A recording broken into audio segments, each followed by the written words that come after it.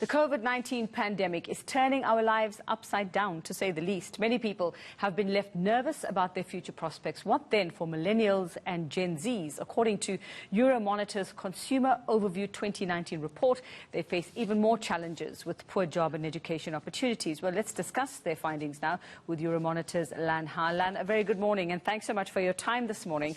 Let's talk about exactly what it is you went out to look at and who you were looking at with regard to this subject. Yes, so we're looking at the future of millennial and Gen Z. So that means those that age between 11 to early 40 to 40 now, and how the pandemic have changed their life. The pandemic comes at a very critical time because for many young people, they are now coming of age and reach some milestone in their life. So for a millennial, for example, while the older millennial already have an established career, the younger one may just started working. And for younger generation Z, many of them are still in education, but the older one maybe already finished education, and now they are exciting to enter the job market, and then the pandemic hits. Yeah, and we see that we have seen that economic recession will result in a surge in unemployment, in job cuts, and that would be a huge challenge faced by young people. Lan, how different is the impact that this pandemic has had on millennials and Generation Z or Z compared to just the impact it's had on everyone else? Aren't they similar issues that everybody's dealing with after this?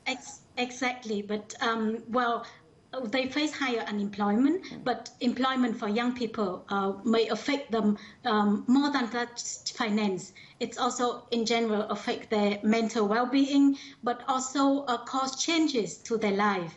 And for example, some may are forced to quit their education because now they cannot afford it anymore, or some may postpone plan in their life.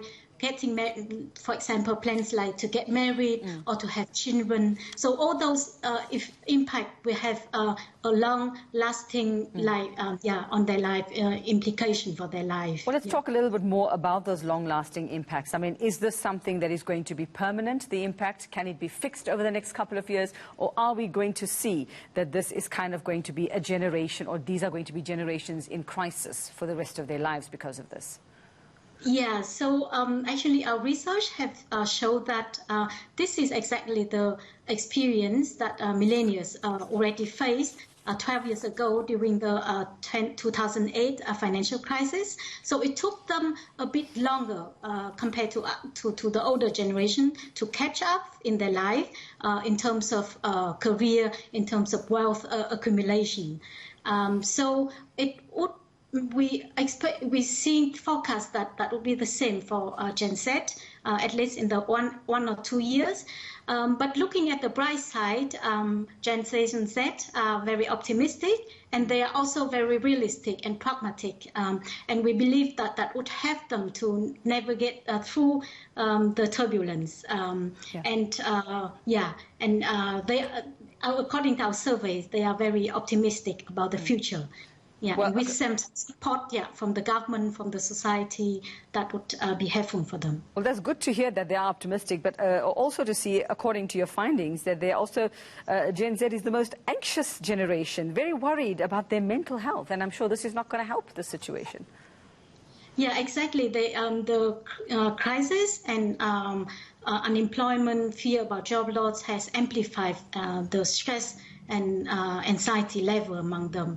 So it would be because the world that they have been growing up they have seen many changes from the political crisis, climate change, terrorism. So that makes them a bit anxious already as a generation. Yeah. So it's not only, Lan, that this issue or this is going to impact just them. If the rest of us are wondering, okay, shame, poor millennials and Generation Z, but this is bound to have an impact on everyone else because, as we know, they make up the largest consumer groups as well. So if they are not able to be a part of economies and contribute, it is going to impact the rest of us. Am I right?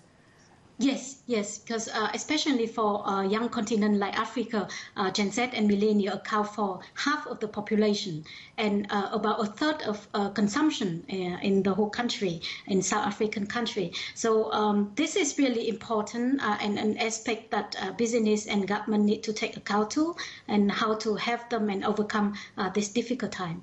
All right, thanks very much for that, Lanha. They're just giving us some insight into just what COVID-19 has actually done, what it means for those millennials and Generation Zers out there.